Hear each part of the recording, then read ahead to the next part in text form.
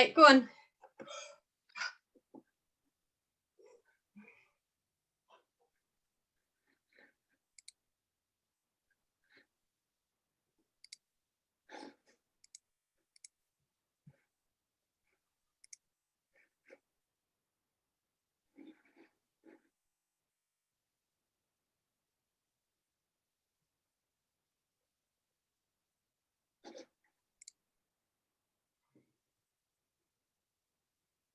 Hi everyone, we're just waiting for a couple more attendees to join and then we will begin.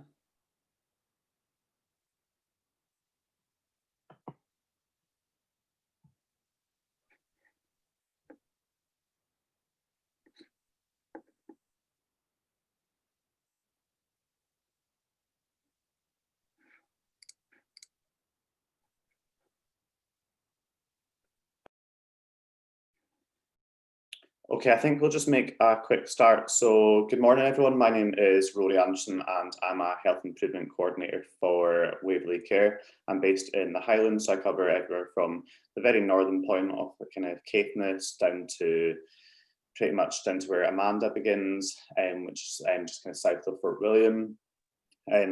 We are funded by NHS Highland. However, our organisation is a national organisation that covers the majority of Scotland, and our main remit is to help prevent HIV transmission along with other bloodborne viruses and help improve sexual health across the whole of Scotland. I've also got Amanda here. Amanda, you just want to give yourself a quick introduction? Yes, sure. Good morning. Yes, I'm also a Health Improvement Coordinator and I cover Argyll and Bute and do pretty much the same role as Rory, although I support people living with HIV as well. I think that's maybe the only key difference. Yeah, excellent. So obviously we're here for this morning's session, which is around getting an awareness around what HIV is. So Amanda is going to take us through a presentation, and there is time for questions and things at the end. If you have any questions, there's a little Q&A box at the bottom that you can type your questions into, and we will try our best to cover them throughout the session. If not, we'll answer them at the end of the session for the Q&As. So I'm going to turn this on to speaker view now. So Amanda, if you want to begin your presentation. Yes, I will. Just want to say it's snowing quite heavily here in Argyll and Bute where I am. So if I do lose my internet connection, which is from a satellite connection, I apologise, but I think Rory will manage to take over in the event that happens. So I'm just going to start with the presentation.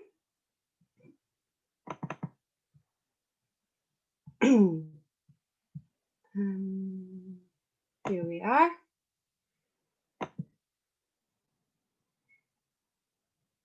Okay, can you see that all right? Yeah, we can see that. Great. Okay, so we have introduced ourselves and just a brief overview of some of the other services that Waverley Care provide. We have Wave Highland, which covers the Highland area and Argyll and Bute now, which is a service predominantly for young people in order to get them talking about sexual health, in order that they obviously start making good informed decisions for themselves. We have SX, which is for gay, bisexual men who have sex with men, and that covers remote and rural areas as well as the Lothians and Glasgow as well, I think. We have the African Health Project, which is obviously working with African communities in Scotland. And we have the HIV Street Support Project, which is in response to the HIV outbreak in the city centre of Glasgow that you may have heard of. And we also have a Chinese health project as well, which is mostly working with hepatitis in the Chinese communities around the Lothians and Central Belt. So today's session is quite a lot to pack in really, but we're going to look at the history of HIV transmission, treatment, testing, prevention, stigma, which is a big issue, and some updates. So there is a lot to pack in, and I'm going to be going as quickly as I can, but hopefully at a good pace. I'm going to just start by showing this little film. The reason I'm doing this is because firstly, I wanna remember what it's like to live again.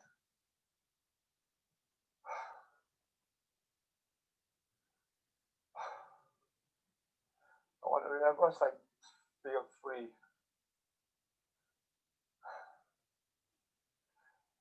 And by doing that, I wanna empower so many other people who are in exactly the same position as me, and probably 10 times worse, to be able to feel free as well. And to do that, I have to educate myself. I have to be strong. I have to be, at the end of it, a completely different person to the person I am now. I think what I want to learn more than anything, what I want to learn is that I got HIV and it's okay. Like, that's what I want to learn more than anything. So that's a really powerful testimony from Gareth. Oh, no, I've just forgotten. Is it Gareth Hughes or Robertson? Gareth What's his name? Sorry. Gareth Thomas. Thomas, that's it. I know he's Welsh and I always go for a Welsh name, but I get it wrong. Yeah, I find that really powerful.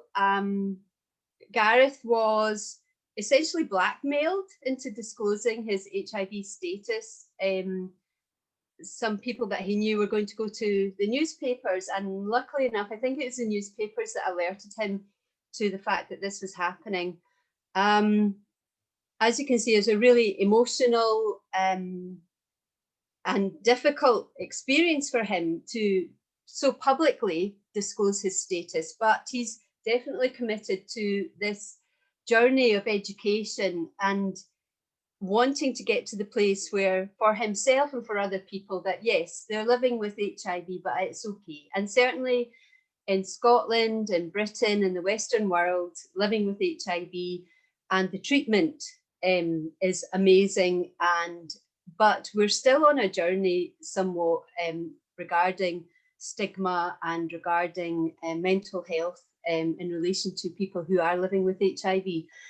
But the reason we're doing this presentation is because in commemoration of World AIDS Day, which was on the 1st of December, and whilst in the Western world and certainly in Britain, we might, unless we have celebrities or well-known people talking about HIV, we tend to not, it's not so much in our consciousness what is happening in the rest of the world. And obviously, it's still a very, very significant issue. And we have World AIDS Day to remember what's happening in the world, but also to remember what has gone before and to commemorate. You know, there have been very many deaths, millions. I think about 35 million people, probably more than that, who have died from HIV and AIDS related illness. So I'm going to talk a bit about HIV in relation to AIDS. But yeah, so that World AIDS Day was founded in 1988, and it was the first global health day. So we have a few global health days now using different coloured ribbons, but World AIDS Day was the first global health day to use a red ribbon, which is still a very powerful image of the fight against AIDS and HIV. I wanted to talk a bit about where HIV and AIDS came from, and this is also in relation to the rest of the world. So if we start with when it first came over the species barrier, and we're very aware as we're living through a pandemic that viruses can cross species, and this is what happened with simian immunodeficiency virus, which simian relating to primates. So it crossed from non-human primates into human primate. And most likely the theory that researchers and scientists are talking about at the moment is that it came from bushmeat. So it was the capturing and killing of a primate, of a chimpanzee, or ape-like species, and the blood from that primate got into a human body, most likely through perhaps butchery or the capture. Now, the thing is with the simian immunodeficiency virus, it is not as pathogenic as human immunodeficiency virus. So primates can actually live with this with no significant detrimental health experience. And it is regarded that it's taken a couple of 100 years for the immune system in the primates to adapt to having this virus in their blood, which is not really much comfort to somebody living with HIV to think that, you know, they're a couple of 100 years too early, and that our systems probably would eventually find a way to adapt to this virus. So we consider that that was patient zero, and it was back in 1900s. And at the time, so this was in Africa. Kinshasa was a major city. It would have been from an outlying area around Kinshasa. Kinshasa was a major city.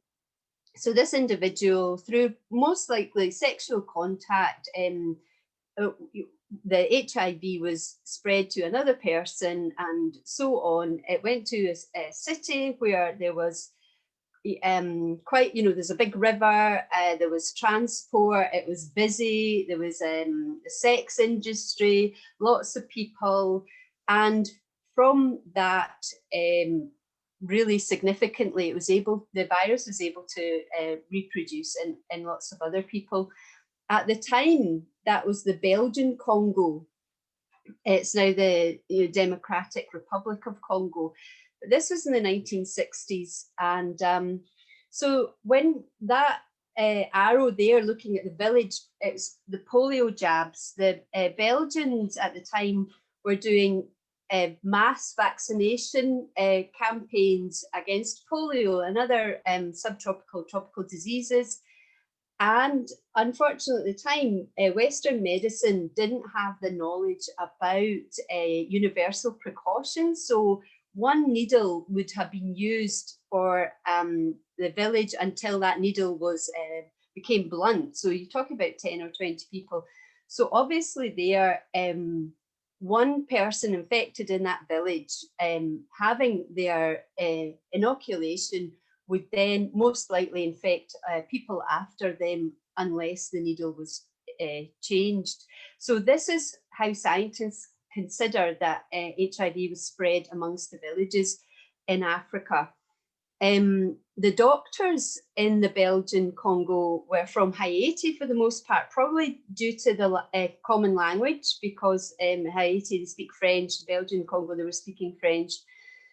So when the Belgians actually left the Congo in the 1960s and the Haitian doctors went home, they then took HIV virus with them.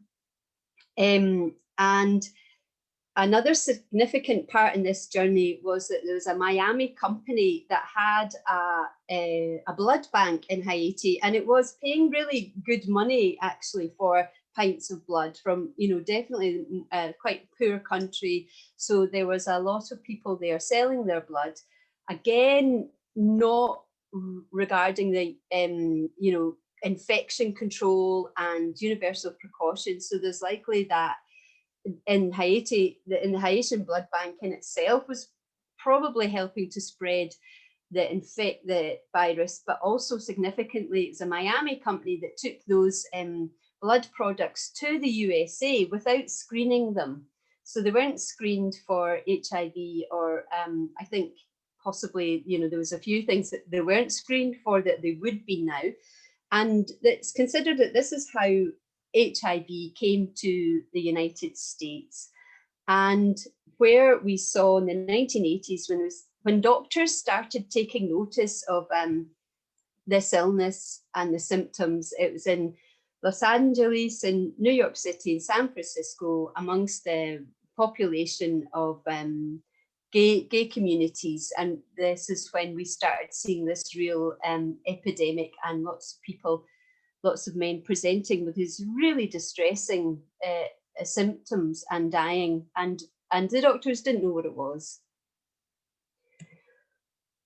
So I was just really aware that we're living in a pandemic, as everyone is, and I attended a HIV and mental health event on Monday on World AIDS Day, and they were talking a lot about COVID and the impact on HIV, but also, yeah, you know, the similarities. Obviously, they're both retroviruses, but they work in different ways.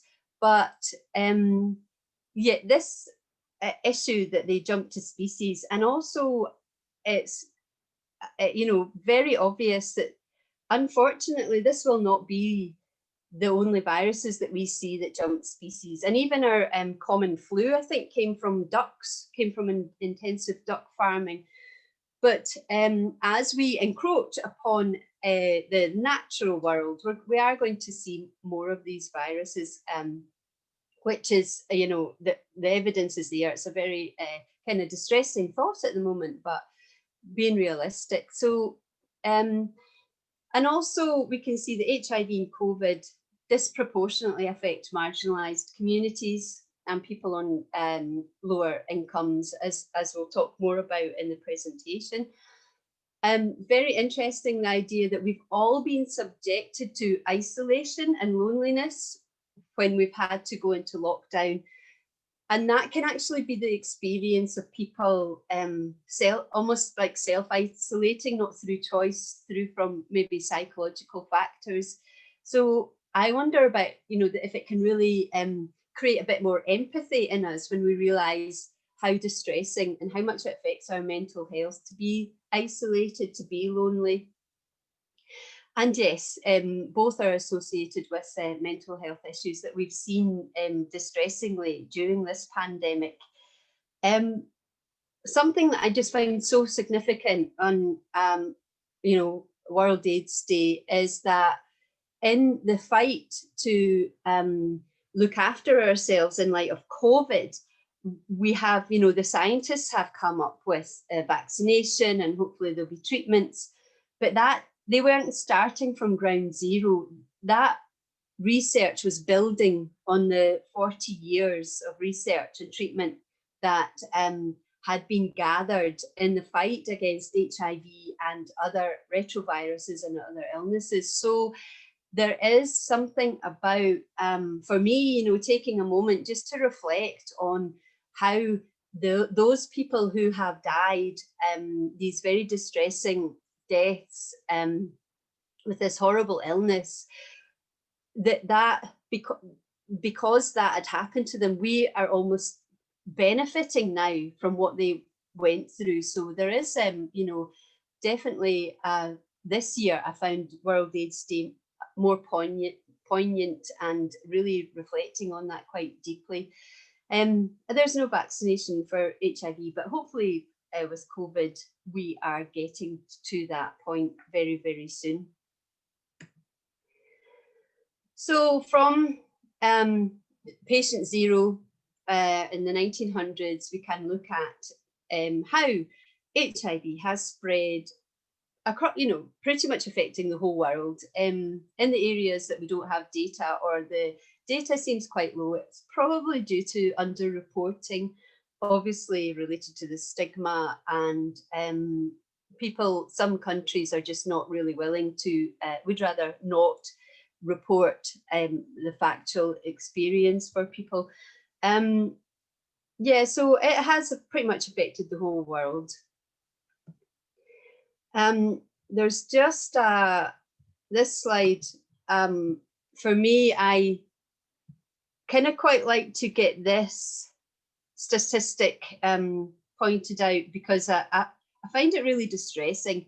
So if we look at this, children under 15 years, HIV-related deaths in 2019, we have in the region of 61,000, or it's either that or 150,000. So somewhere in the average is taken to be 95,000. So that's 95,000 children under 15 who died from AIDS-related illness last year. So HIV is the 5th most common cause of death for children under 5 in the world. It's pneumonia, diarrhea, I think then malaria or meningitis, then HIV. So I think that we can tend to think that HIV isn't such a problem, or AIDS isn't such a problem. But for me, this really is a really, every single person. We can get lost in statistics, but sometimes realizing that this is a person. So this is a baby or a child who's died, and having nursed people dying from AIDS when I was a nurse in Edinburgh a long time ago, knowing how painful and distressing that death is, this really, I find this really impactful. And yeah, so that's, as well as the mothers and fathers and aunties and uncles that have lost their child. But however, we'll come back to these big statistics. So we've got 38 million people globally living with HIV. Last year, 1.7 million new diagnoses, and the majority, 23.8 million people are accessing the antiretroviral therapy. That's still a lot of people who are not in treatment.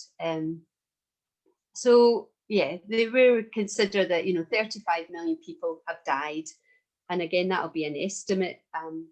But we can see that it's still worldwide, and as the world appears to be becoming smaller, we know that people who are living and affected by HIV and AIDS, it has a significant impact throughout the whole world.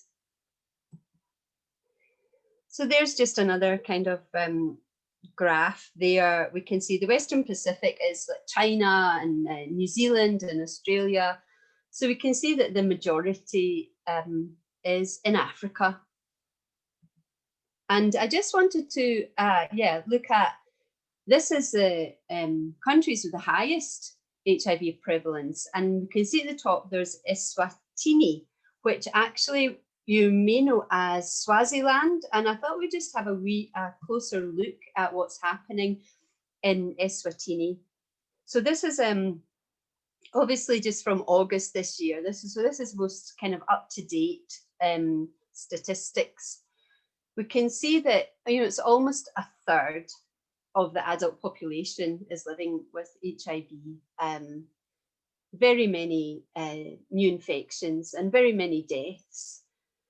And children, we have less children there on their treatment than the adults living with HIV.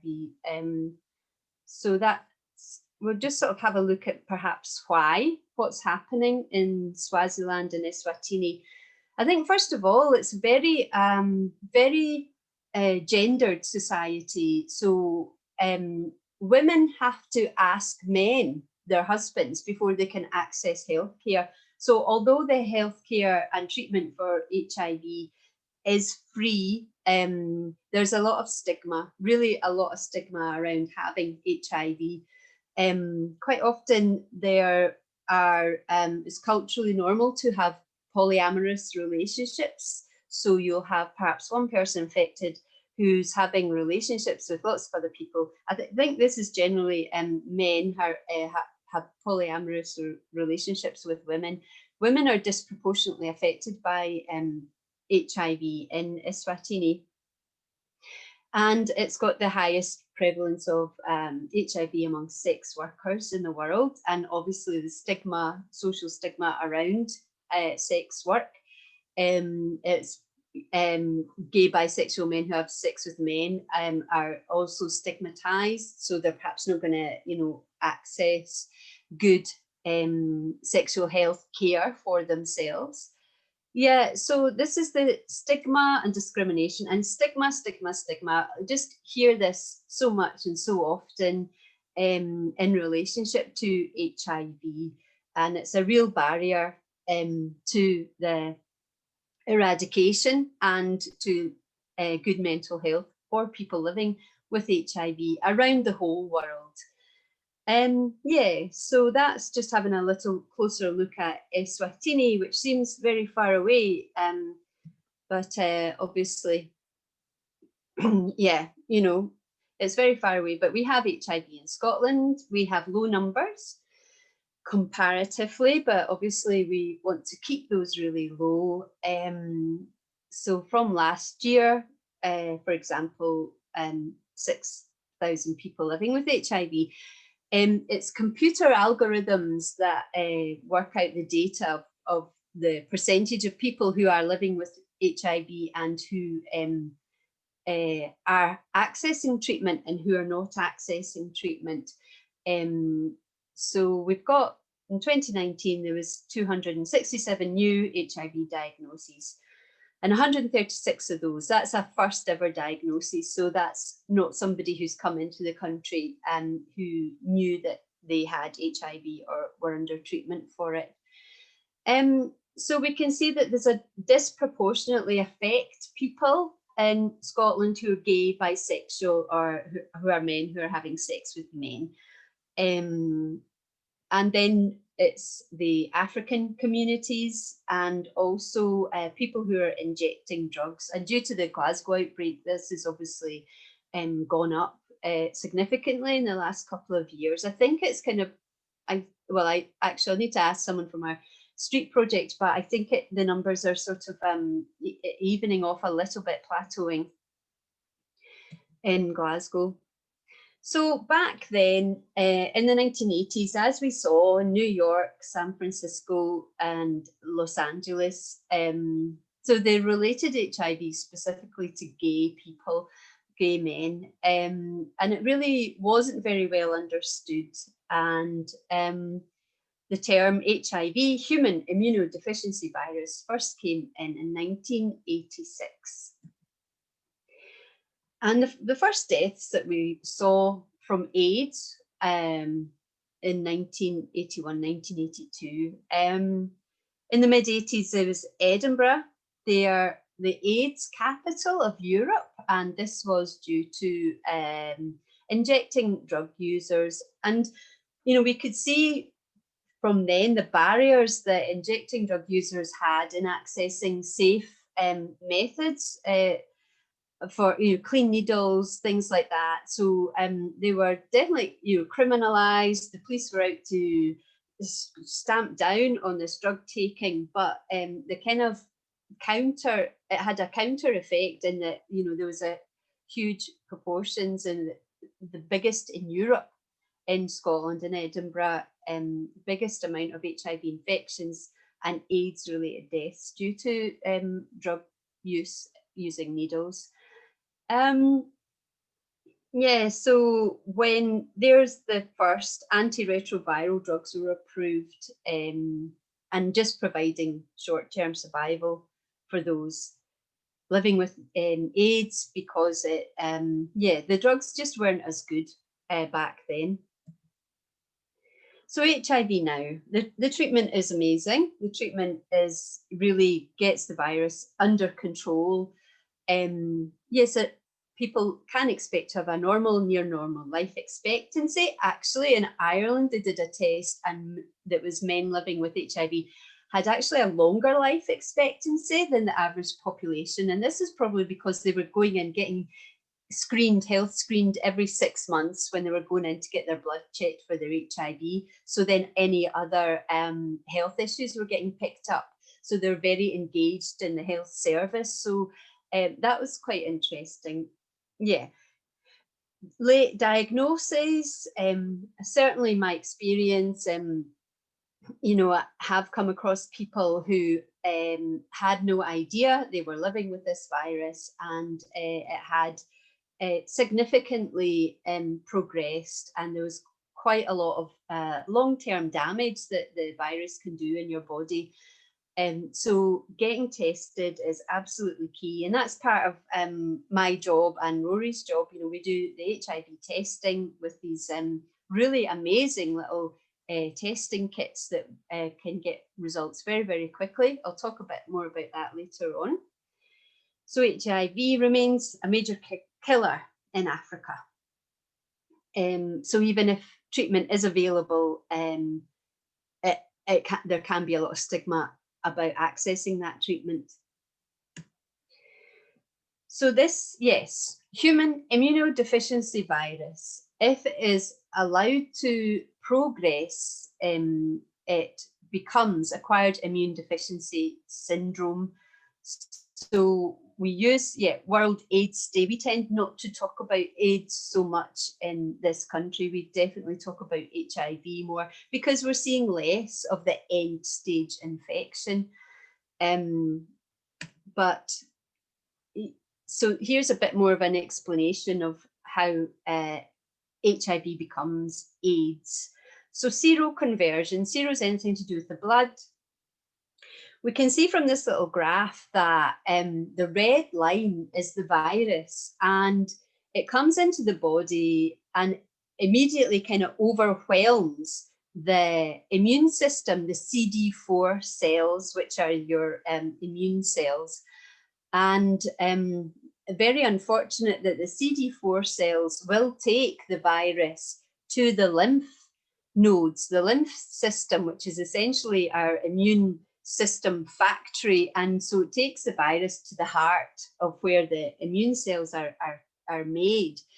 And what we can see in those first up to 6 weeks, the viral load, how much virus is in the blood, is the highest that it'll kind of be unless treatment is given. So that is when people are very infectious. And unfortunately, our testing kits, and there is some, I think science is progressing all the time, but we usually wait like 3 months before we can actually test somebody. So the transmission might have taken place, but we won't know. There's a window where there isn't enough virus in the blood to be picked up. So as we can see, so 6 weeks, it's very high. And then the human immune system starts sort of kicking back and trying to get the virus under control. This is a period of latency. And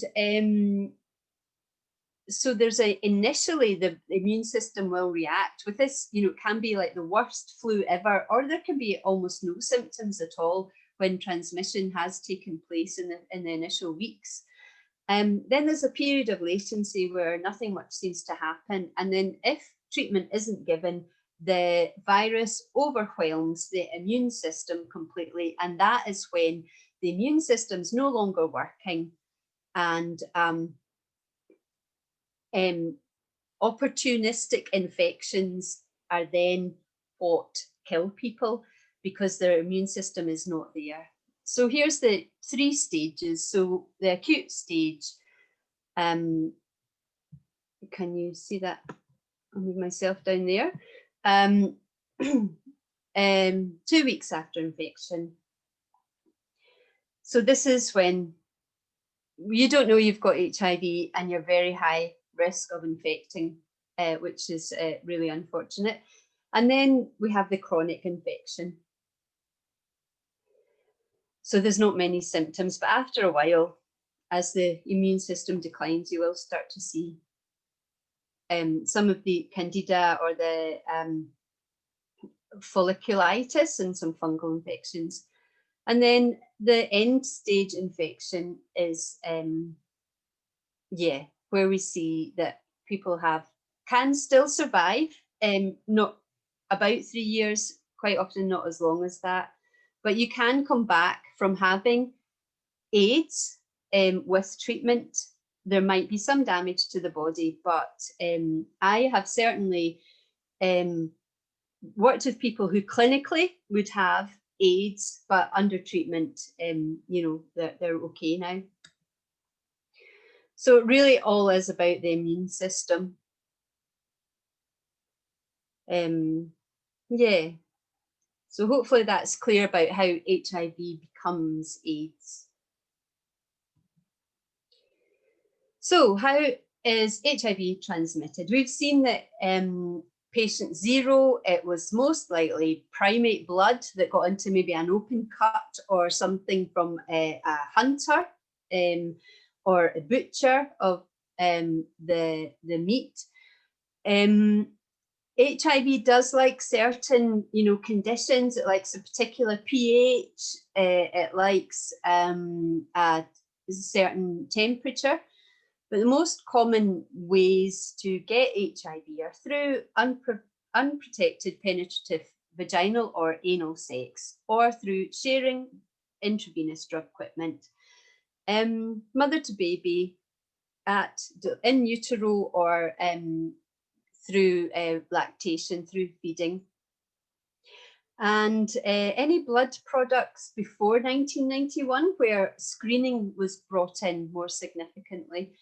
I actually knew somebody who was a haemophiliac with 0 clotting factor, 0 factor VIII, and he lived in Ireland, and every other haemophiliac that he knew had got their blood products from the United States and had HIV and hepatitis B and C, or hepatitis C, I think, and he was very lucky that he hadn't got infected blood products.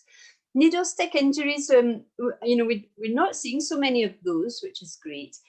Around the rest of the world, perhaps it's a different story. And also we can see medical procedures or blood transfusions in countries out of Western Europe. So this is, I use this slide because I like to remember 5 ways, 5 bodily fluids. So anal fluid, breast milk, blood, obviously the big one, ejaculate, pre-ejaculate as well, and vaginal fluid. Going on to treatment, the antiretroviral therapy is really, really fantastic. And the reason that we don't have a cure is that a cell may be infected with HIV and it goes dormant, and it won't be reproducing itself. And so it might appear that the HIV has disappeared from the blood, but then that dormant cell will wake up and start reproducing HIV again. So, I'll talk about, how we're progressing towards something like a cure, but at the moment there's no cure, and the antiretroviral therapy needs to be taken for the lifetime. And it just, it keeps the virus low. It stops the virus from kind of docking onto the immune cell. So it just can't dock on, and it can't get in there, and it can't start turning the cell round to reproducing HIV.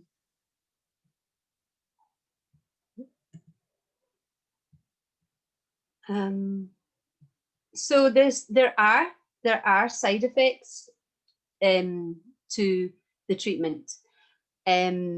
Not everyone experiences side effects, and sometimes the side effects can kind of come and go. Sometimes they're unbearable, and the treatment might have to be looked at again, and maybe different drugs used in combination.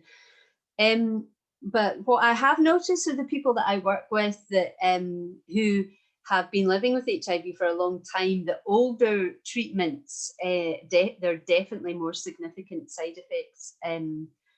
So people who are accessing treatment now for the first time actually, are having a better time on the HIV treatment.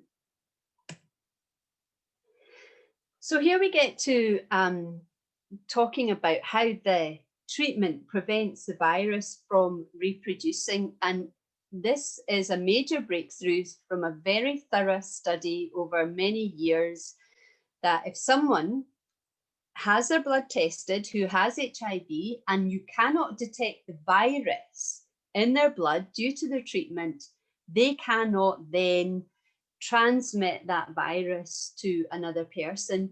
And this is you know, this is major. This is fantastic. People who are undetectable are not transmittable. There's issues around if they're meeting a new partner, then, you know, do they tell their partner that they have HIV, because they cannot actually pass that HIV on. So, you know, there's a whole sort of different can of worms there, but in some respects, it's, you know, it's much better than having to tell a partner that, you know, there's a potential to transmit. So this is a huge impact as well on people living with HIV, knowing that they are untransmittable, and they'll go every 6 months to get their viral load checked and make sure it's still undetectable. The tests used to include checking their immune cell count as well, their CD4 cell, but that's no longer deemed necessary. Just as long, so that you want to have a high lot of the CD4 cells, so a lot of immune cells and an undetectable level of the HIV virus. And then we're coming to PrEP, which is the same antiretroviral drugs, but they're taken before there's a possibility of transmission. And it's freely available in Scotland and in England now, and it's for a certain kind of demographic, people who are, you know, at risk. They can take PrEP event-based dosing, so they know they're going to go, for example, on holiday to Magaluf. They know that maybe, you know, they're going to be drinking and maybe have sex and not maybe make the best choices for themselves with regards to STI or HIV transmission, i.e. use condoms or whatever. So PrEP will actually prevent the HIV virus from attaching itself to their CD4 cells. So it just prevents HIV getting hold of the immune system in the body. And we're looking at kind of gay, bisexual men have sex with men, trans people. Yeah, that's I'd say that's probably most people, the people who are eligible to have free PrEP. And PrEP it's bought as well. It's not all that expensive, so people have been buying it privately. Yeah. And then we have PEP, or PEP-C, post-exposure prophylaxis after sexual encounter, which is the SE for PEP-C. And that can be somebody who has come, you know, perhaps has been a transmission, but it's the same drugs, and they basically get into the system to prevent HIV from reproducing. And yeah, so these can be offered up to 72 hours, and these are held at A&E. You know, they're in hospitals for example, needle stick injuries and things like that. But it can be from, you know, unprotected sexual encounter, and you really want to be getting that as quickly as possible. Certainly, my experience working in Argyll and Bute and things like people being on islands and things like that, it's been can be quite difficult, quite problematic, and then try to explain to the front desk staff what you want and why you need it. You know, you're kind of disclosing a lot of information there, and that can be a barrier to people accessing. Yeah, so testing. I don't know if you can see. Can you see me here on my little screen? And these are the tests that we use. Like, testing obviously is really key, and we want people who are having a lot of sex, unprotected sex, we want them to be getting tested every 3 months, every 6 months. You know, knowing your status is so key, so important. We use an instant test, so the results are actually in 60 seconds. I also test, it's a combi test that's for syphilis as well as HIV, and I found it very effective. Obviously this test, I was going to open it and everything, it's out of date because I haven't managed to do any testing over the pandemic. But what Waverley Care, along with HIV Scotland and the Scottish Government, I think we're funded for HIV tests, self-testing kits to be sent free to the home of anybody who required it. And we can give that information at the end of the website, HIV self-test. I can't remember it actually, but yeah, it's easy to find. So a big part, I mentioned STIs there as well with our testing with syphilis. A big part of our work is really, opening up that conversation about people, regarding their sexual health, and really wanting them to make the best decisions for themselves.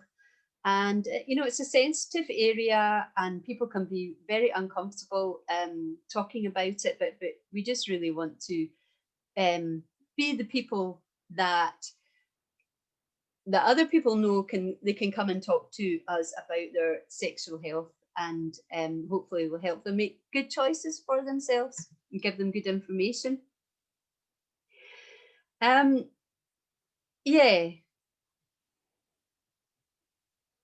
So this is actually, I was just on Monday, I was at this really amazing event that I mentioned. It was Europe World Health Organization, and the Commissioner for Health and Food Safety for Europe was talking. The Director of the World Health Organization in Europe, and it really brought home to me that how this is it's a global problem, HIV, and this kind of global responsibility, and there's so many factors that actually affect how people live with HIV, how it's transmitted. It's political, it's socioeconomic, it's all those things. And I think I just found this statement powerful, that we desperately need a different politics to guarantee that everyone everywhere has the right to health. And when we look at the more marginalized peoples, migrants, prisoners, people who use drugs, transgender people, sex workers, and gay, bisexual men who have sex with men, and young women and girls, so all the people who are disproportionately affected by HIV. And so there does need to be, very global and almost like a shift in the politics and how we view people's quality of life and all sorts of factors. And then, we really have the chance of getting rid of HIV and AIDS in the world.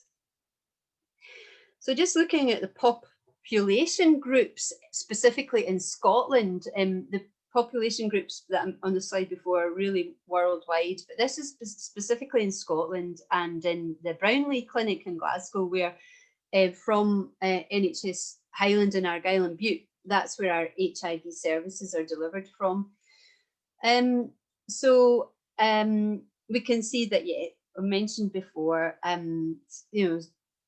disproportionately higher men who have sex with men, and so 40% is heterosexual contact, 11% now injecting drug use, and mother to child is now less than 1%. So just having a look at some of those populations a bit more closely with the African communities, some of the challenges, getting used to the new system, culturally with their faiths and beliefs, and the stigma, self-disclosure, poverty, racism, adherence to treatment, communication, all these factors feed in to kind of influence how people will access the treatment, how transmissions take place. And so here's just a kind of a bit more of a visual image. Sexual health worries, being able to talk to people, mental health is just across the board, people living with HIV and mental health, and those with bad mental health are more likely to then be transmitting HIV or getting HIV, and that's not just in African communities, that's through the population groups that we work with. The people who inject drugs. So strong links between childhood physical, sexual, emotional trauma and injecting drug users. The ACEs, adverse childhood experiences, which is obviously so much evidence research now, how much adverse childhood experience really has a very negative effect on mental, emotional, psychological health in later life.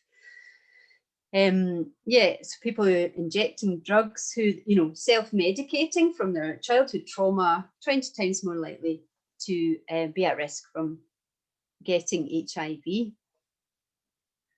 And it is an ongoing concern in Glasgow, certainly, localised HIV outbreaks. Yeah, so I was looking at this and says adverse childhood experience should be in one of these bubbles, but I guess mental health and trauma. Yesterday I was at the Scottish, you know, the NHS, the trauma. So there's a whole new trauma training programme being rolled out in Scotland, but being trauma aware, and I think that's really pretty significant. We're seeing trauma, you know, and certainly after COVID as well, you know, just about everyone has experienced a level of trauma, and we can see how impactful it is. Bereavement also there with people who inject drugs, seeing people die through maybe drug overdoses or other factors, all contributes to a very poor quality of life. So gay bisexual men have sex with men, challenges there. Fear of stigma is just massive. I'm just, it's kind of a good story, I guess, kind of working with somebody who has just recently come out as a gay man, nearing his 60s. He's known that he's been gay all his life, and he's just had really significant mental health issues and bullying, a lot of distress, and simply because of the stigma of being gay. And now that he has come out, he's absolutely brilliant, like a completely different person. You know, he's really happy, and he's really kind of wanted to give the message that if, you know, if you are gay, you want to come out, please talk to somebody, because he felt like he'd wasted just about all his life in the closet, as he said, and it wasn't a very nice place to be. So yeah, and obviously people who are stigmatized and bullied, fearful of discrimination, can kind of yeah, through maybe low self-esteem, maybe not make the best decisions for themselves in regard to their sexual health. So again, you know, that is a risk for transmission. So, and also we're seeing that, you know, mental health, anxiety and depression in gay bisexual men who have sex with men is much higher than in other population groups. We know that men are at real risk. Suicide is kind of highest statistic, isn't it? In Scotland, we've got really, really poor rates for that. Yeah, and substance and alcohol abuse. Yeah, chemsex, that's something that the guys in our Essex project do a lot of good training and a lot of work on. So that's taking, you know, drugs to facilitate sexual encounter. And that, you know, that doesn't come from a happy place, actually. That comes from, you know, the stigma, the discrimination, the self-hatred, the self-stigmatizing. The only way that you can relate to another person is through kind of the use of these drugs to facilitate sexual experience. There's a lot of shame, a lot of guilt, and it's, you know, it can become a real problem for people who can become addicted to the drugs, and that's the only way that they can have that, you know, close human connection. And actually, I think we're seeing through COVID that people taking chemsex drugs on their own online. So yeah, and then there's no kind of end to that party, because it's accessible online all the time. You can get the drugs. So yeah, that's certainly a big issue. Obviously, because I mean, sexual encounters are still going on, definitely through COVID, and even with the World Health Organization, they think there might be like 500,000 people worldwide who haven't accessed new transmissions, who haven't accessed treatment. So it's been a huge issue in mental health and in sexual health. So HIV in the law. We're coming to the end of the presentation. I got a few more slides. So if you knew that you had HIV, so sorry, I'm gonna have to read this myself.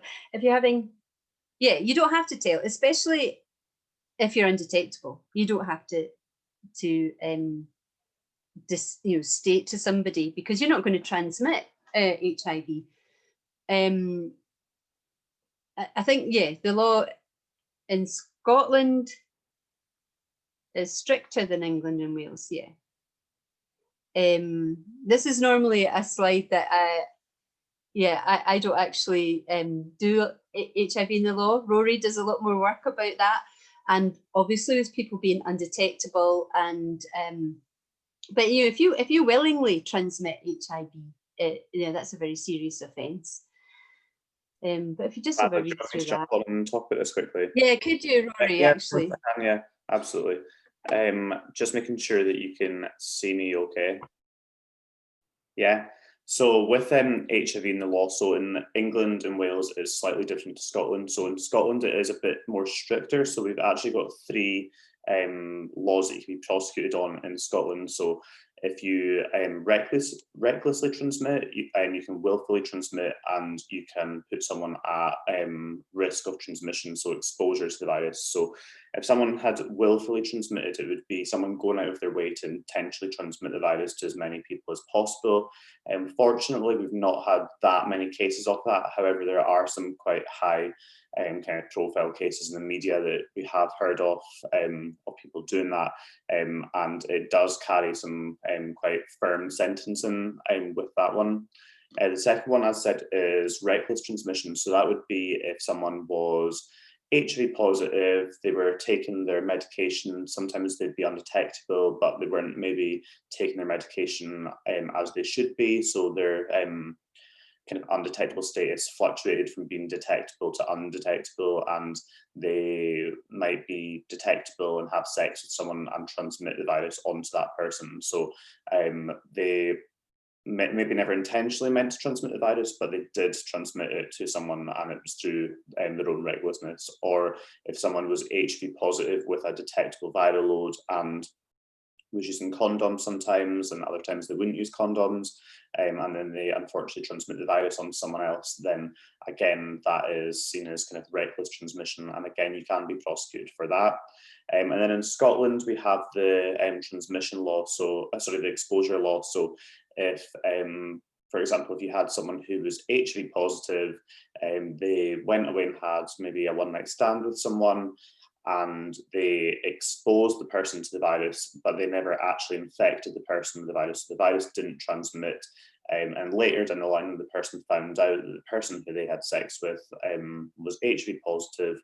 They never got the infection, but they were exposed to the infection. So they were exposed to the virus itself. That would be the kind of exposure law, and it's really, really difficult to prosecute on that final one. I'm not sure if there has been any prosecutions, and if there has, I would imagine that it would be a very, very low number, because it's really, really hard to prove the absence of something. So if the virus didn't transmit, then how can they prove whether or not the person had disclosed their status to them, or that they used condoms? It's kind of one person's word against the other. So as I said, it is stricter in Scotland than it is in England and Wales. You can be prosecuted for putting someone at risk without their knowledge or their consent, even if the transmission did not take place. And then I'm just going to read this top bit. So if you are having protected sex, there's no law saying that you must tell people that you have HIV. However, people can be prosecuted for reckless transmission in Scotland if they had sex with someone who didn't know they had HIV. they knew that they had HIV at the time, they understood how HIV is transmitted, and they had sex without a condom.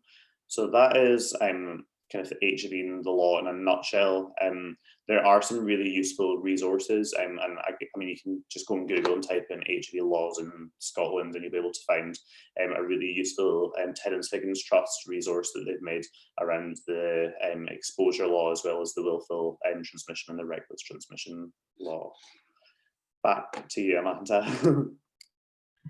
Excellent, Rory. Thank you so much for that really thorough and clear account of HIV in the law. Yeah. So yeah, I included this slide because we're moving on to stigma now, and this is a great film. I absolutely love it. You know, trigger warning, there are some swears in it. I'm not going to show it now, but I can certainly send you the link. And the really interesting thing about this, so it was NHS, Greater Glasgow and Clyde Services, you know, commissioned this brilliant film. I think it's a youth theatre, who just talk through some of the experiences of people living with HIV. But this was for NHS services workers. So, you know, this is absolutely not a go at any healthcare workers or anything. They're obviously amazing. But this is reported throughout Europe that people with HIV experience stigma in healthcare settings, which obviously could be a real barrier to accessing the settings, and also is just, you know, it needs to be a safe, comfortable space. So you know, information, education, you know, getting healthcare workers really to look at their own kind of biases, their own discrimination, is a work in progress. But stigma is just absolutely huge in HIV and in AIDS. And, you know, as other BVs, other bloodborne viruses like hepatitis B and hepatitis C, you know, surrounded by this, it's a misunderstanding and fear. People don't know how, you know, if someone might be infected, or someone I was supporting, that I do still support, was upset because they were in a pub, and their friend wanted to share some of their food, but the friend's partner was saying, don't do that, you know, what about their HIV? And, you know, there's no way that HIV can be transmitted that way. But, you know, this is a really upsetting event, and from lack of knowledge. And it is stigma and self-stigma, and, you know, huge issues, and confidentiality. And what I've even experienced myself is that other maybe healthcare professionals disclosing somebody's HIV status to me that I didn't need to know, because maybe I was working with somebody, you know, a partner. So I wasn't directly, you know, I was told someone's HIV status that I wasn't working with that person. I didn't need to know them. And I find that, you know, really, really upsetting that, you know, your HIV status is your own. It's your own, that's your own information. And yeah, so I can find that can be problematic. So here's just some quotes, people regarding their stigma. Yeah, once you've talked about it, you know, you can't take it back. So you can't unstate your status.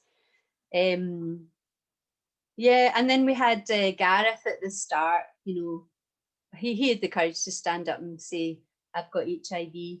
But the people I work with, we were talking about Gareth, and it was a bit like, yeah, but you know, it's all right for them because they're celebrities or they're famous.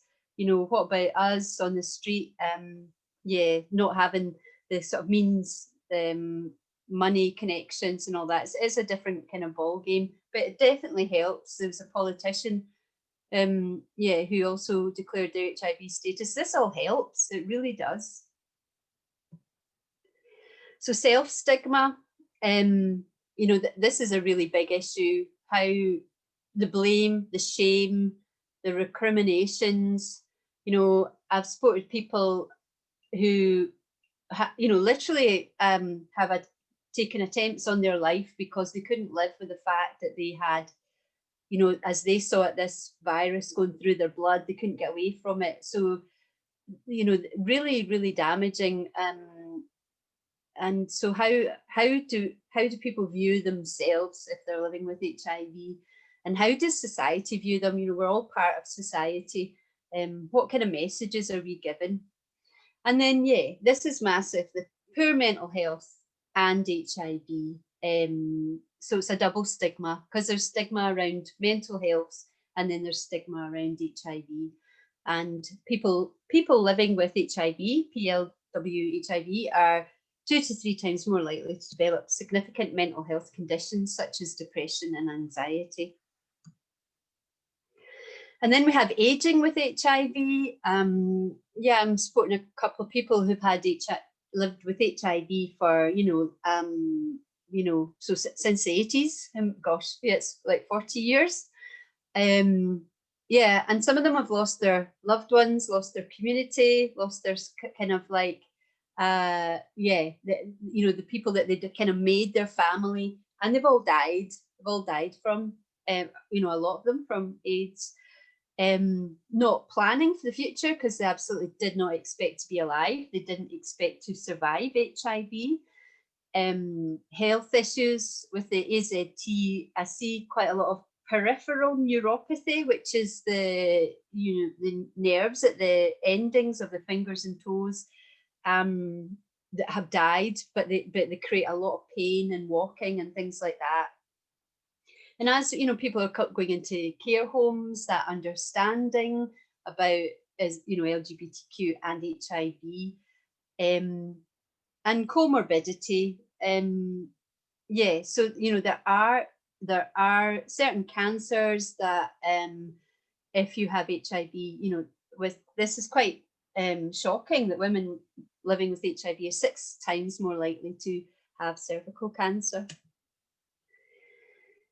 And so this is really interesting. This was just like last week, I got this quote from somebody, and it can be that the healthcare professionals don't quite understand that he might be a 60-year-old person, but his immune system has really aged due to the inflammatory response that the immune system has with HIV.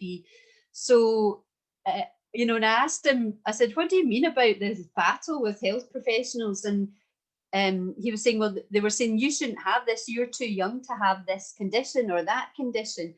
And, so he's having to say, well, yeah, but I've had HIV for this many years. And, my immune system is older. It is aging faster. And kind of joined up care, better coordination of healthcare settings. That's something that I feel that I'm, wanting to work around, especially as the people who I'm supporting are aging with their HIV. This is moving on a bit to just the daily. So at the moment, the treatment is daily. It's every single day. And Rory talked there about remaining undetectable and HIV in the law. And you can imagine if you've got something of a maybe chaotic lifestyle, or you're trying to conceal the fact you're taking your HIV medication, taking it every day, and you have to take it, at a certain time, and people take it with water and they can feel a bit sick and all this kind of thing, water and food. But this is a kind of breakthrough at the conference on retroviruses and opportunistic infections last year, 2019. It seems such a long time ago. And this is an injection that could be taken once a month. And that is your treatment for that month. And that would be huge, actually, for the people, quite a few people I know, if they could just have an injection once a month rather than the daily pills. And also, I've supported people who've gone into very low mood phases and they've stopped taking their HIV medication. So, this would kind of certainly, I think, keep people safe. I also supporting people with HIV has progressed before it was detected, because they weren't actually in one of the kind of high risk categories. And the HIV had managed to do some real damage in the kind of frontal lobe and executive functioning of that individual. So that's really difficult to get them to remember to take their HIV medication. So this would be a bit of a game changer, a monthly injection. I just wanted to mention, Timothy Ray Brown, who has unfortunately died quite recently, but he was cured of HIV, and they did this by a really extreme method that is not recommended, and obviously he was going to die if he hadn't had this treatment. So they took all his marrow and stem cell, and it was, so there is someone who has never, even though they've been in they've been in contact with HIV, they've never got it, and it's because of the kind of docking of where the HIV goes into their CD4 cell. He had a kind of anomaly on that, and the HIV couldn't dock into CD4 cells. So this is the transplanted treatment that Timothy Ray Brown got, and it just meant that the HIV couldn't dock into his CD4 cells, and so it was cured. But it was cancer that killed him in the end. His cancer came back. But all this is research potentially for the future that that we can build on. Want to briefly mention the UNAIDS targets that were set in, I think, 2013.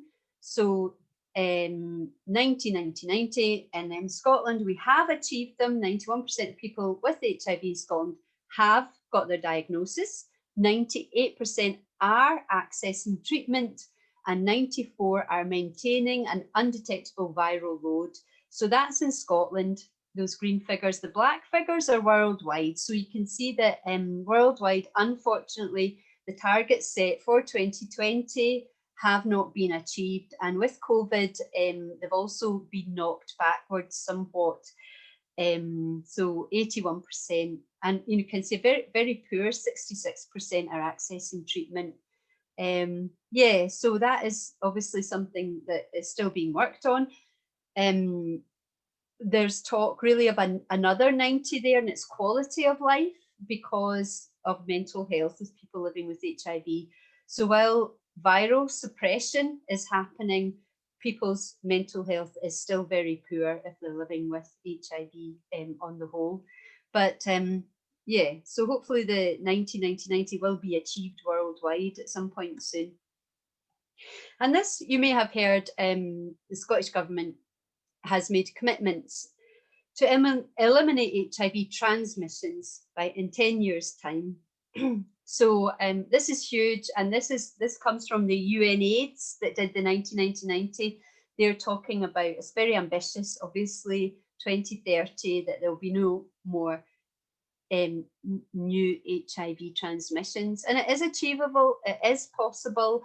It's going to take a huge global effort, but it absolutely can be done. And that will, going back to the figure of the 95,000 children, babies who die from AIDS every year, if that can be prevented, all that suffering, that that is going to be obviously a very, very good thing. So I think that's the end of the presentation, and I'm going to stop sharing my screen now. Any questions? And there, I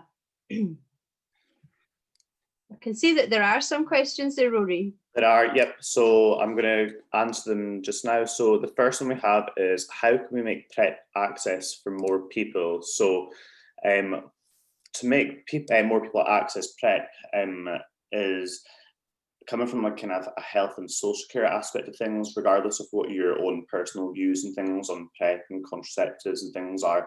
I think it's a huge responsibility as a professional to make sure that you're promoting PrEP access to any service user you work with that would fall into the category of qualifying for PrEP. So for people to obviously access the medication, they need to know about it, and unfortunately there's not been a whole lot of promotion out there for people to know that they can access PrEP. So for me, I would say to make sure that you are kind of promoting to your service users, your friends, your family, anyone who you know that you think they might qualify for PrEP. Make sure that you're kind of raising awareness, make sure you're telling them about it so that they know that they can access it. And the good thing with PrEP is that it's not a kind of lifetime medication if you don't want it to be. So if you are taking PrEP and then you decide to come off it, that's absolutely fine as well. And as I said, that's one of the kind of criteria that you need to kind of accept, is if your circumstances change and you no longer qualify for PrEP, that you would just kind of make the NHS service aware that you can that you are happy to kind of do so. Amanda, would you add anything onto that, or? Yeah, I'd just say check out Prepster, you know, that, and just a really good resource, a little film, kind of maybe explaining a bit more about attitudes of people on PrEP. Can put that in the chat box maybe. Yeah, thank you.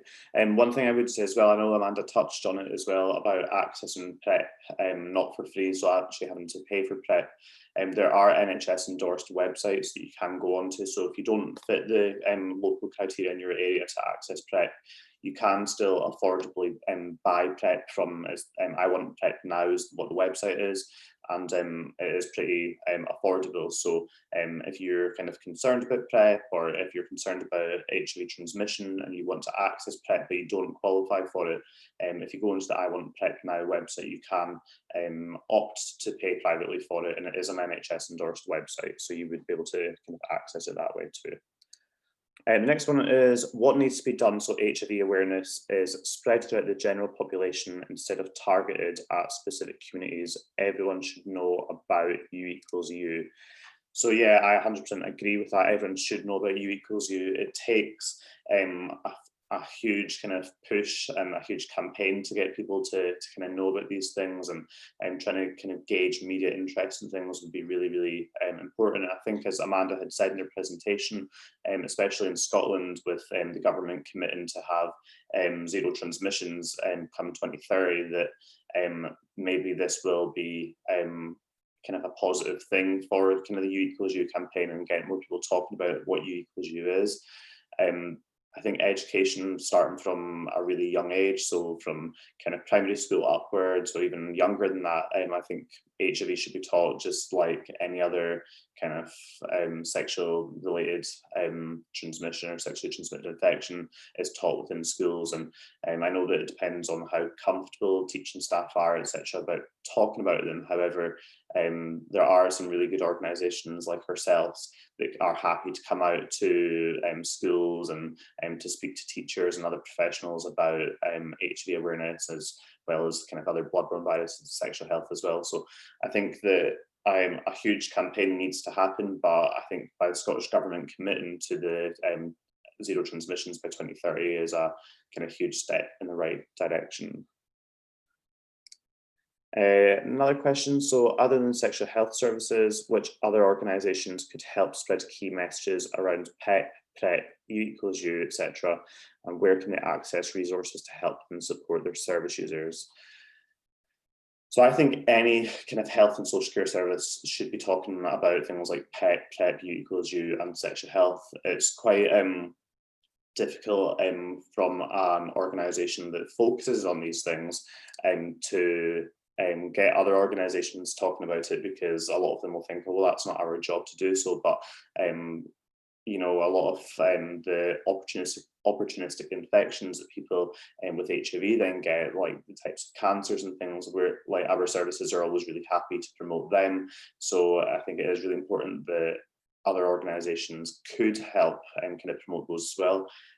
Things like GP practices, pharmacies and things, I think these places would be really, really good to be kind of advertising key messages around accessing PrEP, PrEP and U equals U. And there's, again, loads of really useful websites like the National AIDS Map website, where you can access resources around all three of these topics, as well as lots of other things. Anything else, Amanda, resource-wise? We've got our own websites as well, the Waverley Care website, Essex, Wave Highlands. There's some really useful resources that you can download on them too.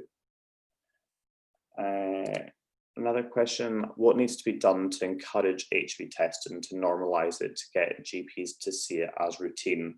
Again, this is like a really kind of controversial one for us, because I've had GPs actually referring patients to us to do testing when they're sat with the patient. So it's really, really important to kind of educate the GP practice around testing anyway. And it shouldn't be seen as a sexual health thing, it should be seen as a health thing in general, opposed to just being related to someone's sexual health. So I know that in Highlands we do work with GPs and routinely contact them to make sure that they're aware of our services, but also kind of educating them on kind of different training that we do. So in Highlands we do lots of different training sessions that people can attend, and there is one around HIV and hepatitis that we always encourage kind of anyone who works in kind of health and social care to attend as well. Amanda, would you like to add anything else onto that one? I was just thinking that I think it's a problem that we have in the third sector, that and you know, with NHS, sometimes that they don't think of us as often. But whilst you had the opposite kind of experience there, Rory, I find that we could really take more referrals from GPs, not so much, I guess, with specifically testing, but with people living with HIV and things like that. And yeah, they seem, we've got all this expertise, we've got the capacity, but it's just that kind of, yeah, the NHS silo, bless it. I used to work in it myself. So thinking more broadly and using the third sector, because that's what we're here for. Yeah, excellent. No, I 100% agree with that as well.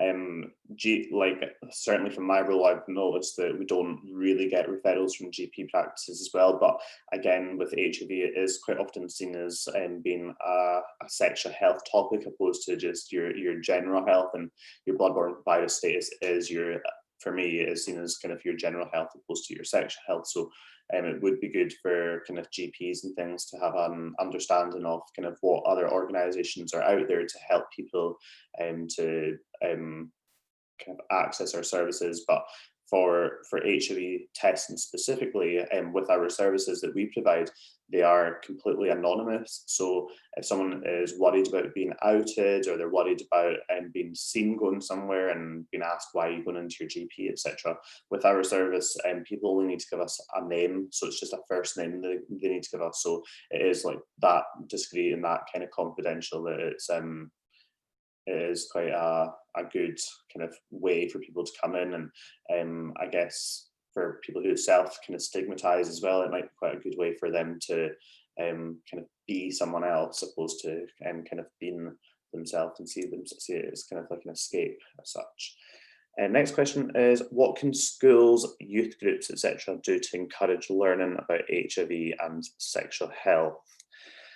So speaking from a kind of Highland perspective, we obviously have our Wave Highland team who go out to, they're funded for every secondary school in the Highlands to deliver one wavelength programme, which is a programme with a kind of wide sexual health and relationship remit, and kind of talks everything from kind of sexuality, bloodborne virus status, contraception, all those types of things. I think that it'd be really good that schools were more kind of forthcoming and allowing us to maybe trying to get us to come in more often than what we currently do, so they're able to kind of form good relationships with us and signpost people to us and things like that as well. But also kind of doing things like advertising sexual health services throughout the school, because young people inevitably will end up having sex, or will end up having they may need contraception, things like that. And it's really, really important that schools are quite comfortable to be able to signpost to the correct organisations, but also to ensure that they are a safe space for young people to talk to. Because if there is kind of an atmosphere, or if there's stigma around talking about sexual health in the school or in the youth groups and things, it's going to be really difficult for a young person to be open about either their sexuality or whether they're having sex or not. So I think it's really important that schools and youth groups are able to kind of promote organizations, but also ensure that young people know that they're open and it's confidential and things like that for them to talk to them about. And how does having HIV impact someone's life in remote and rural areas compared to more urban areas? What is the difference in attitudes, support, etc.? Amanda, I'll let you answer that one because you obviously do quite a lot of support in rural areas. Yeah, I think it is quite different. I think even for a fact that you have to travel to Glasgow, you know, in Argyll and Bute to access your services. I think that the culture can be very inhibiting, and it is this idea of misinformation or having developed a lot of beliefs about people living with HIV or HIV that that are not true. So there's definitely a lot of barriers, I would say. I think that one of the most amazing things that I've been able to do over COVID is, I think it's one of the things I'm most happy and most proud of in this role, is managing to get like a WhatsApp group together from people who are living with HIV, and seeing what has come out of that has been so powerful and so moving, and just really creative, really supportive. So that kind of peer group is huge. The peer support is absolutely huge, and because of the geography in rural areas, that's never been achieved before. So that, online has really helped with that. Not everyone has great online facility, and I have a satellite internet and it's absolutely terrible, and it's expensive and all that kind of thing. But I would say that accessing peer support, accessing the services, can be really problematic in rural areas. And I know people who, at that isolation, someone who doesn't even go out their house. So we've experienced the impact of that with COVID and with lockdown. So having that as a lifelong issue, you can imagine how impactful that is. So I think the work is in breaking down the barriers, giving people information, and challenging the mistruths, challenging the discrimination, challenging the bullying. And that's obviously a big work in progress, but we've I think we've all got a duty of care there somewhere along the line to change attitudes. But yeah, I think it's significantly different living in a rural area, and I think it's harder.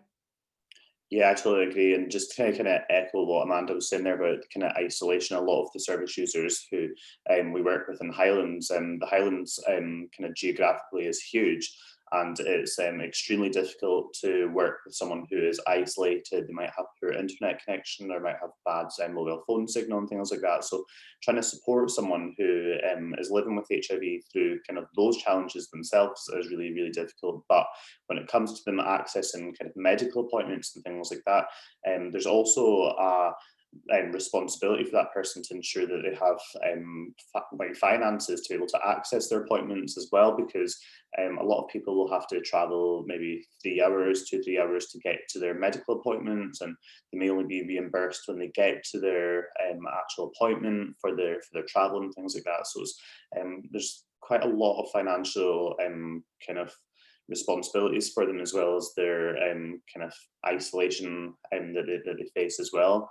And I guess as well, kind of echoing again what Amanda was saying around the bullying and things, is in a lot of rural communities there might be some kind of religious influences, or they might just be from quite a small area where being gay or having HIV is seen as being completely different or totally unusual or unheard of. So being seen as kind of being like an alien almost, and they are quite often they do feel alienated by the responses of people living in those communities, and kind of trying to challenge those neighbourhood norms and kind of educate the people who need educated can also prove challenges in kind of remote and rural areas as well.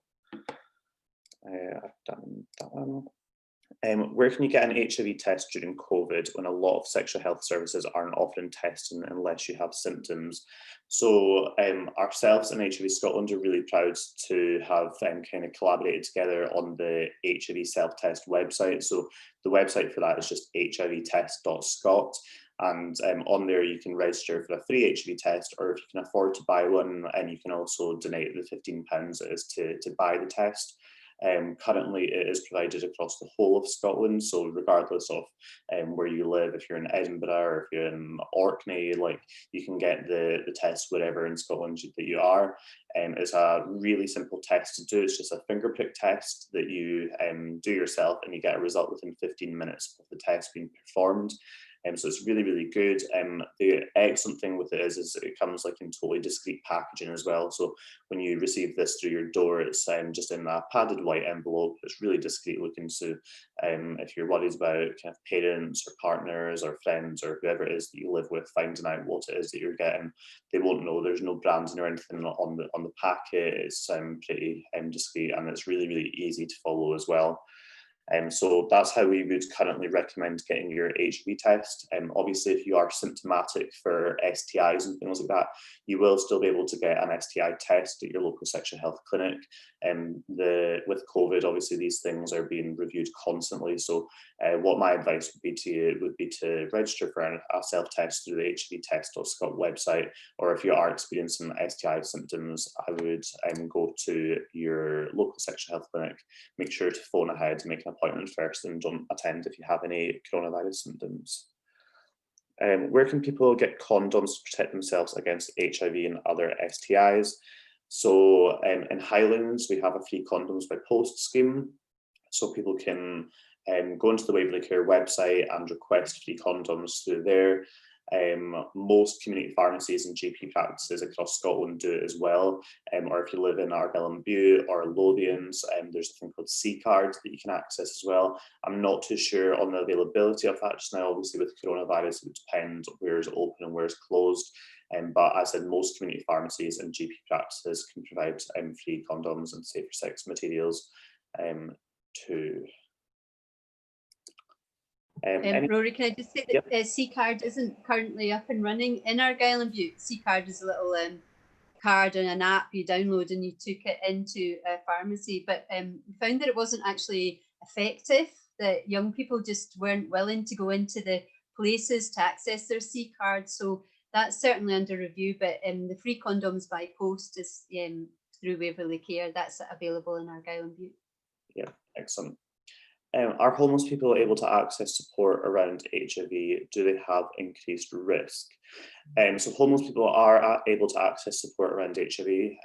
Our services are completely discreet and confidential, and anyone can access them, whether they have a diagnosed HIV positive, whether they've been diagnosed HIV positive, or if they have an HIV negative or an HIV unknown result. If the person is homeless, it would depend how support could be provided to them, I guess. If they are living on the street, if we do have a kind of like a street team, or ourselves would be quite happy to go in and kind of provide support to them. However, our offices are currently closed, so we're not able to provide kind of face-to-face services at the moment from our offices. However, people who are homeless will be able to access support, whether they're living in the street or if they are in accommodation. We can still provide support to them as long as we have kind of a method to be able to do so. Can I just add something to that, Rory? Just my experience of trying to support somebody homeless in my area was very unfortunate that they didn't want to be tested, because they were told, unfortunately by police officers, that if they were found to have anything and that they'd passed it on, that they'd be in big trouble. And so this was a barrier to that person actually getting tested, and they were at very high risk. As an injecting drug user, having been in Glasgow, all that kind of thing. So it can be, other agencies can really affect how people even access or want to get tested. So this individual just they didn't want to know, because they didn't want to have blame if anything happened. They would rather not know. Yeah, that's quite worrying as well that they've kind of been told that as well. And again, it just kind of perpetuates stigma as well, doesn't it?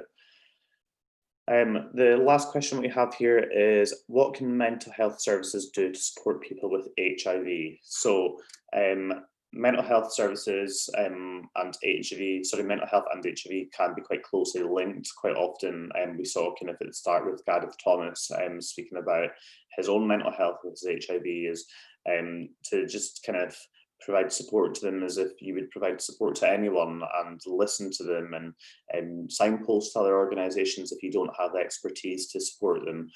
As said with Waverley Care, we can support around HIV status along with their mental health. And if you feel that you're not able to support someone with HIV because you don't have the expertise, that we would be really happy to help. We can provide the education for your staffing team, or if you need someone to take over the support because you just simply don't have the expertise or capacity to provide support around mental health with HIVs, and we would obviously be able to do that as well. So I think signposting is kind of key and quite critical for someone who has HIV, because if you are signposting to the organisation who has the expertise in HIV, then they will be able to speak at depth. They'll have more knowledge around the infection and kind of around U equals U and transmission, disclosure, those types of things. Because a lot of these things like mental health will have an impact whether the person chooses to disclose their status, or maybe the disclosure is what is given the person some poor mental health. Anything you'd like to add on that one, Amanda? Just the peer support, we've got peer support going, and I'm just kind of blown away by how people living with HIV support each other. And one person put it that they can talk to their friends, but actually this group of people really knows what they're going through, and to sort of be heard and to be understood. It's hugely significant in my experience for people's mental health outcomes. And they peer support know how to support each other in ways that services don't, because it's not our lived experience. So I think peer support can be really effective in that way. Yeah, excellent. I 100% agree with that as well. And we do have a peer support group that meets in Highlands. Obviously, during the pandemic, they haven't been meeting, but it is quite a key thing that Waverley Care do promote is our peer support groups, because they do have they are really kind of highly effective for people. And just to be able to speak to someone who is going through something similar to you, it doesn't mean that they have the exact same experience, but they might be going through similar things to you, is really quite empowering for people as well, I think, to be able to speak to someone who actually has an understanding of the condition. So thanks everyone for the questions, and thanks everyone for attending our session, and a huge thanks to Amanda for facilitating her PowerPoint session as well. I think it was really good and very informative, and yeah, it was an excellent presentation. So we will be uploading this video onto YouTube tonight. So if you have any colleagues or friends or family who want to see it, then they are more than welcome to visit the Waverley Care page on YouTube. And the rest of our other presentations that have been done throughout the World AIDS Day week has been uploaded on there as well, including a fantastic session that was done yesterday with the Scottish Drugs Forum. Please, if you don't already do so, follow our social media channels, which we are on Facebook, Twitter, Instagram, and LinkedIn. It's just at Waverley Care.